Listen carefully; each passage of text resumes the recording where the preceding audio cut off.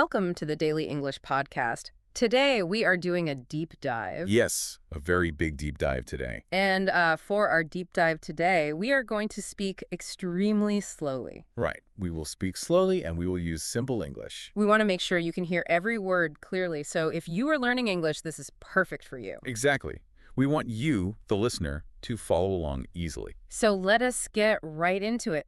Imagine flying 6,000 miles. That is a very long way. Yeah, it is. You cross 3 different time zones, and, you spend maybe $10,000. Wow. $10,000 is a lot of money. It really is. And you spend all that money just to watch your favorite national football team play. You are traveling to the most exciting sports event in the world. Right. The 2026 World Cup. Yeah. Sit in your seat, the game starts, the crowd is very loud and happy. Everyone is so excited. But then 20 minutes later, the game stops. Wait, really? It just stops? Yes. You have to leave your seat. You have to wait in a hot, crowded hallway for 45 minutes. Oh, no. Wait! Because there's one single lightning strike in the sky 10 miles away. Wow. That sounds very frustrating. It does.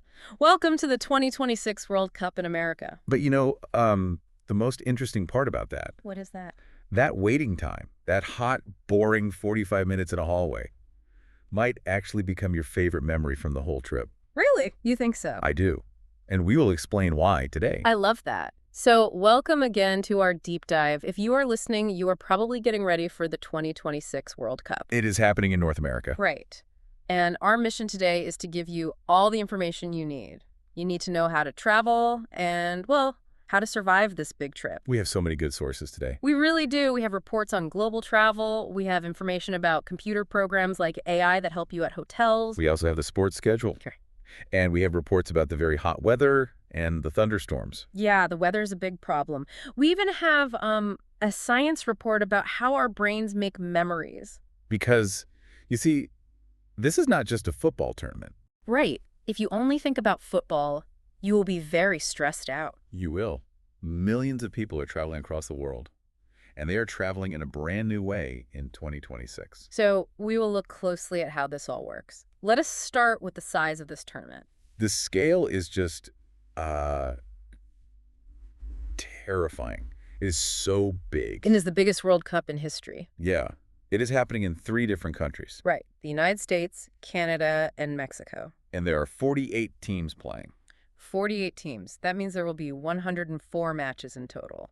That is a lot of football. To understand how big that is, just look at the last World Cup. Right, the older ones. Yeah, before this, there were only 32 teams and only 64 matches. So they almost doubled the size of the event. Exactly. The tournament starts on June 11th and ends on July 19th. That is a whole month. It takes over the whole continent for a month. And the very first game is at a famous stadium, the Estadio Azteca in Mexico. Yes, the opening game. Mexico is playing against South Africa. That'll be a great game. It will be. And they have a big music star singing at the start, right? Yes.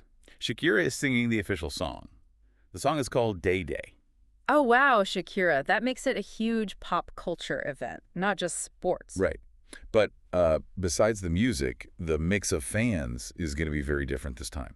How so? Well, because there are 48 teams, we have many more countries joining. That makes sense. For example, there are 8 Arab nations playing this time. That is a new record. 8 Arab nations. Which ones? You have Jordan, Qatar, Saudi Arabia, Egypt, Morocco, Iraq, Tunisia, and Algeria. Wow. That completely changes who is visiting these cities. Exactly. Usually you see lots of fans from Europe or South America. Right, the traditional fans. But now you will see a huge number of fans from the Middle East and North Africa. We saw how much energy they had at the World Cup in Qatar. Yes. Yeah. They are very passionate fans, and now they are bringing that energy to North America. So the cities will feel different. The food people want will be different. The languages you hear on the street will be different.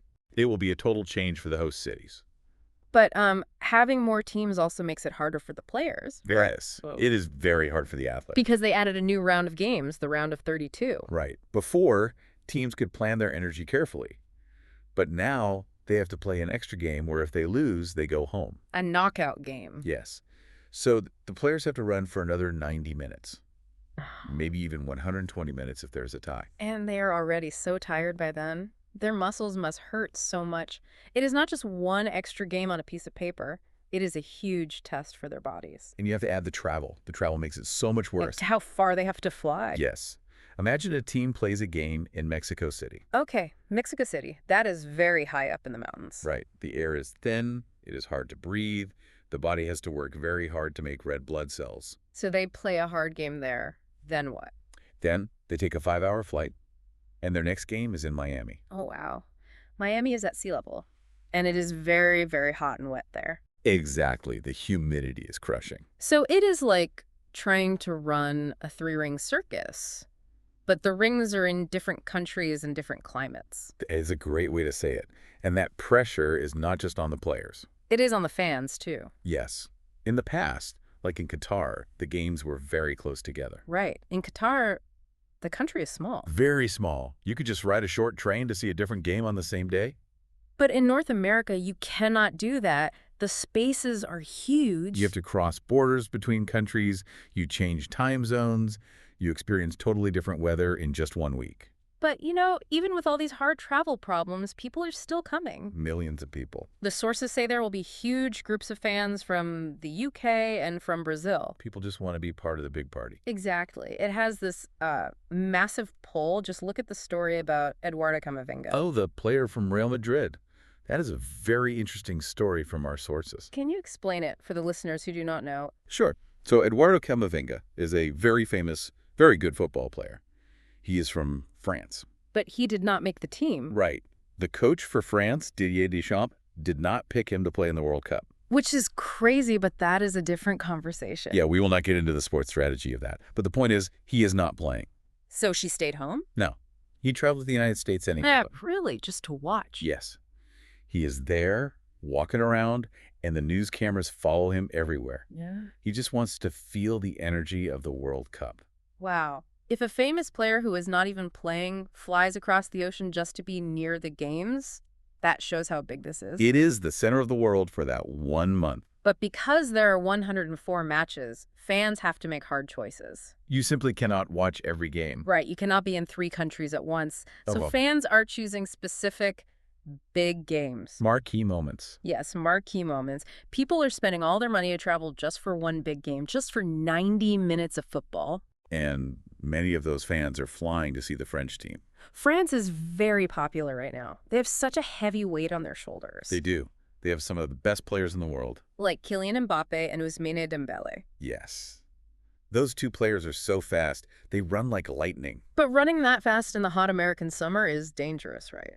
It is a big problem. The French coach wants his team to play fast. He wants them to sprint. Right. But sprinting uses a lot of oxygen. Your muscles get very tired.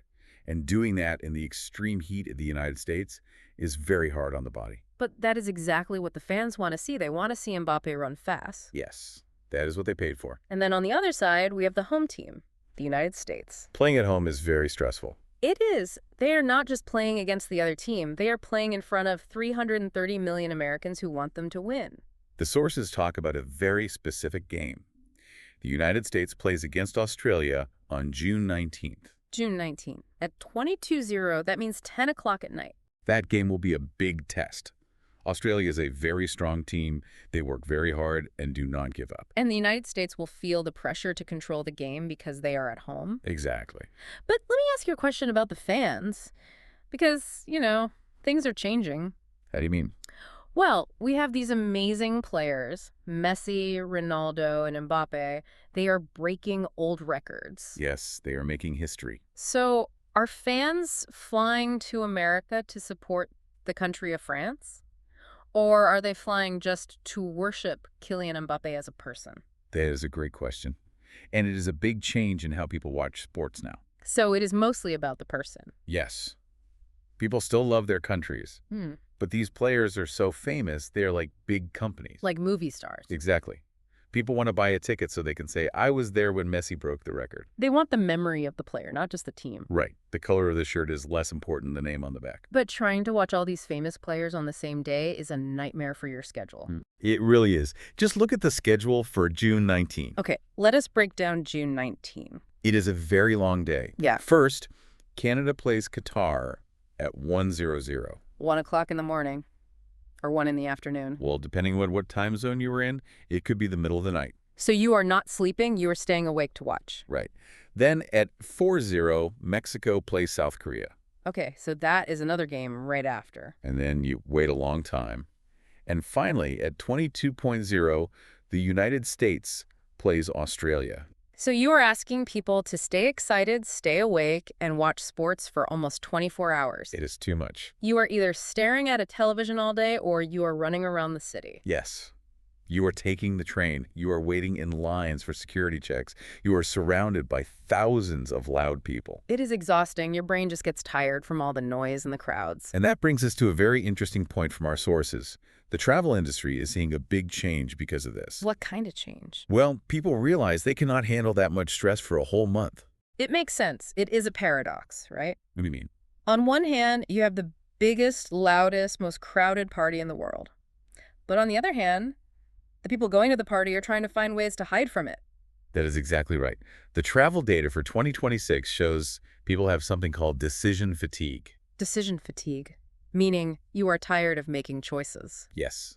When you visit a new country, your brain has to make thousands of tiny choices every day. Like, which bus do I take? Yes. Or, is this street safe? Or, will the restaurant be too crowded? How long is the line for the bathroom? It never stops. Right. It makes your brain very tired. Travel experts call this a reaction to over-tourism. Too many tourists in one place? Yes. So the data shows people are booking trips in a totally new way. Give me an example. Well, searches for places to stay in Boston went up by 1,000%. Wait, 1,000%? That is huge. It is. And Dallas saw a 900% increase for the summer of 2026. But wait, are those the main host cities? There are big cities, yes.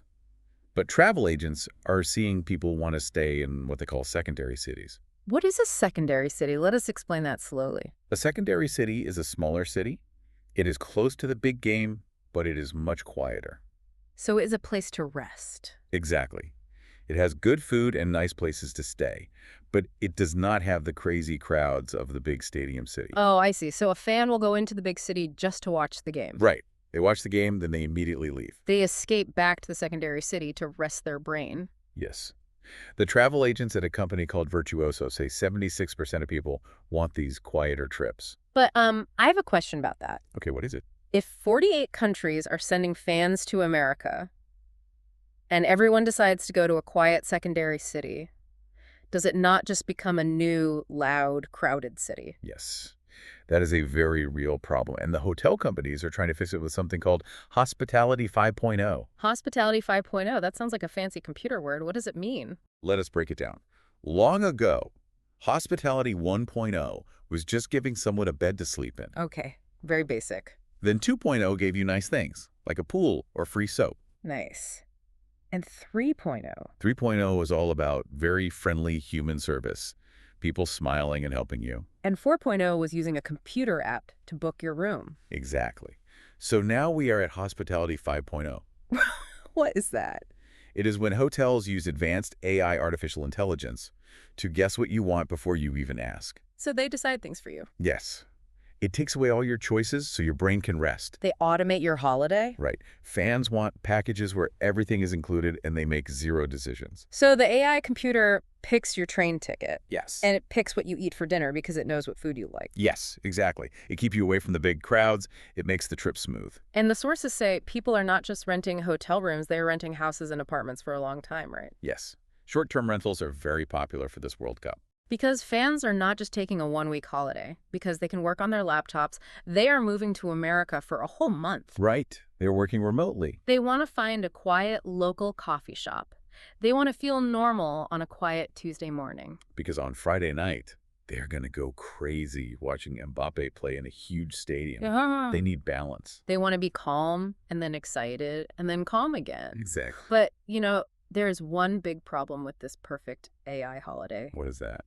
You can pay a lot of money for the computer to plan everything. You can find the quietest small city. But there is one thing nobody can control. Oh, right. The weather. We have to talk about the weather in North America. The weather is going to ruin a lot of plans. It is. During June and July, the United States gets very, very hot. The heat is extreme, and it is very humid. which means the air is wet and heavy. And because it is hot and wet, we get sudden, violent thunderstorms. Yes, big storms can appear very quickly. And the rules for soccer in the United States are very strict about storms. Yes, the lightning rules. Let us explain this rule slowly because it is very important. Okay, if there is a single flash of lightning near the stadium, Even just one flash. just one flash, within a certain distance from the stadium, they must stop the game immediately. They blow the whistle and everyone stops. Yes. And the rule says they have to wait for 45 minutes. Wow, 45 minutes. So all the players have to walk off the field? Yes, they go inside to the locker room, and sometimes the fans have to move too. If they are sitting outside without a roof, they have to go hide inside the building. Right. And here is the worst part. What is the worst part? If there is another flash of lightning while they are waiting, the 45-minute clock starts all over again. Oh my goodness. So if they wait 40 minutes and then it flashes again, they have to wait another 45 minutes. Exactly. A 90-minute game can suddenly take 3 hours. Let us think about how this ruins the game. Mhm. Because a 45-minute pause is terrible for the sport. It changes everything. Imagine the game. The USA is playing against Australia. Okay. Australia is playing very well. They are attacking. The USA team is scared. The crowd is nervous. Australia has all the energy. Right. And then suddenly, a lightning alarm rings. Everyone has to walk off the grass. For a sports scientist, this is a disaster. Why? What happens to the players' bodies? A football player's body is like a fast car engine. During the game, they are very hot, their heart is beating fast, their muscles are full of blood. Because they are ready to run. Right. But when you make them sit in a cold locker room for 45 minutes, the engine turns off. They get cold. Their muscles get stiff. Bad chemicals like lactic acid build up in their legs. So when the storm goes away, they cannot just walk back out and start running fast again. No. If they sprint right away, they could easily tear a muscle in their leg. They could get a very bad injury. They need a whole new warm-up session. Yes. And for the coaches, it changes the strategy too. Well, the coach who is losing the game gets a long break. They can draw on the whiteboard, talk to the players, and fix their mistakes. So the team that was winning loses their energy, and the team that was losing gets saved by the rain. Exactly. It is very unfair. And think about the people watching on television around the world. Oh, the broadcast schedule. Right. TV channels plan out every minute. When a game stops for 2 hours, the TV directors are panicked. They have to show commercials or just talk about nothing to fill the time. But I think it is even worse for the fans inside the stadium. Right. Think about the fans. Let us say you flew all the way from Morocco. That is a long flight. You dealt with the airports. You used your AI computer to book a quiet room.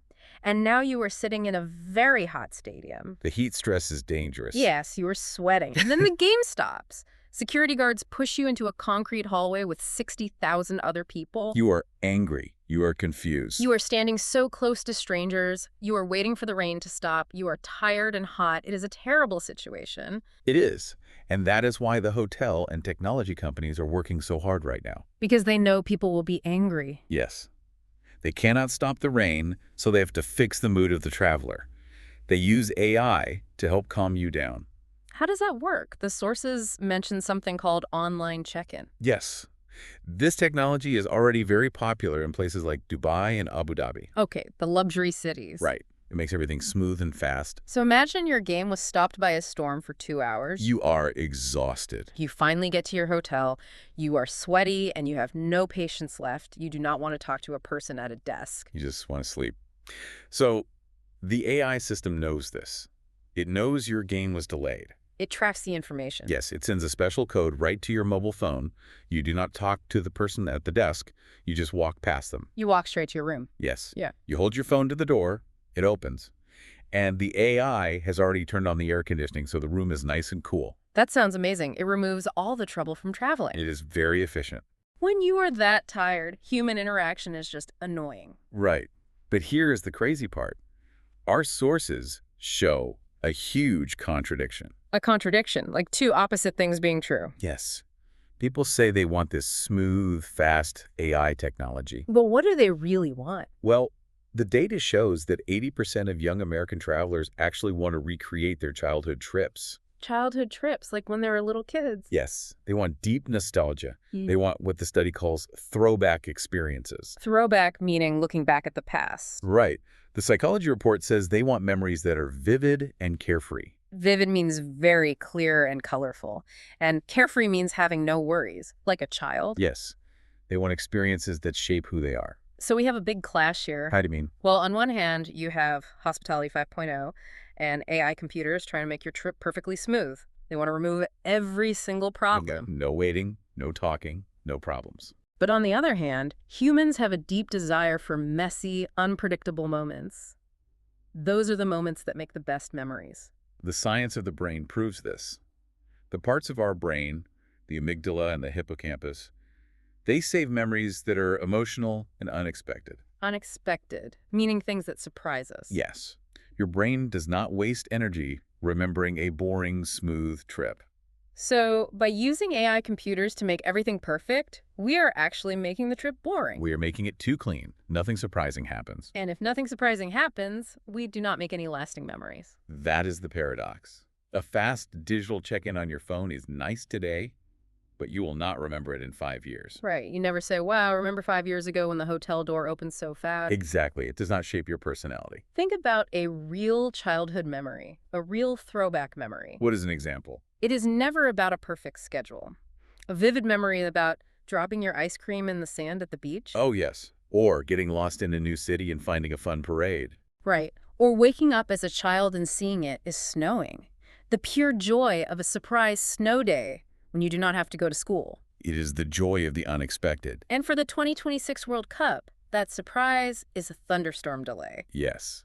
When families fly to America for this tournament, they want to make a special memory for their children. They think the best memory will be watching Mbappe score a beautiful goal. And that is beautiful to see. But it's what they expected to see. They planned for it. The memory that will actually stay in the child's brain forever is the moment when the perfect AI schedule breaks down completely. It is the moment when things go wrong and the real adventure starts. Exactly. We use the most advanced computers in human history to try and create the joy of a child. But you cannot use a computer to make spontaneity. You cannot schedule a surprise. Right. The AI computer thinks a carefree trip means everything is controlled. But a child knows that a carefree trip means letting go of control. Letting things happen.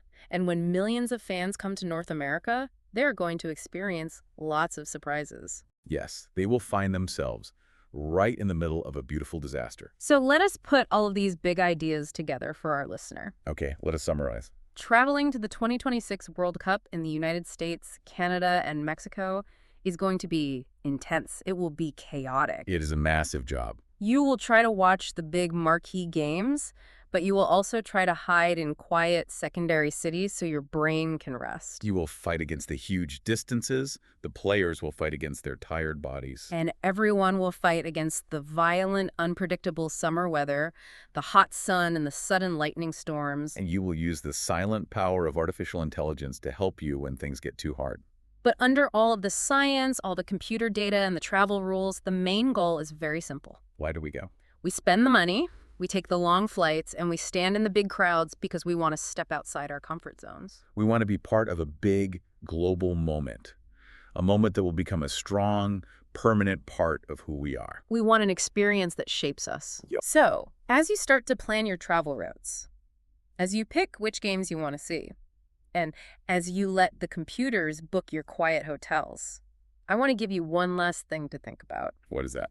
What if, years from now, your favorite, most vivid memory of the 2026 World Cup is not a record-breaking goal? What if it is not the final whistle of the big game? What if the best part of your whole trip is the part that was not on the schedule? The part that was a mistake. Yes. What if your favorite memory is that sudden 2-hour thunderstorm delay? The storm that made you run out of the stadium. Right. You ran into a tiny, crowded coffee shop in a secondary city, a city with a name you can barely say. And you're sitting there. You're sitting there drinking bad coffee, waiting for the lightning to stop, and you start talking to a stranger. A fan from the exact opposite side of the world. And the only thing you have in common is that neither of you remembered to bring an umbrella. That is a beautiful image.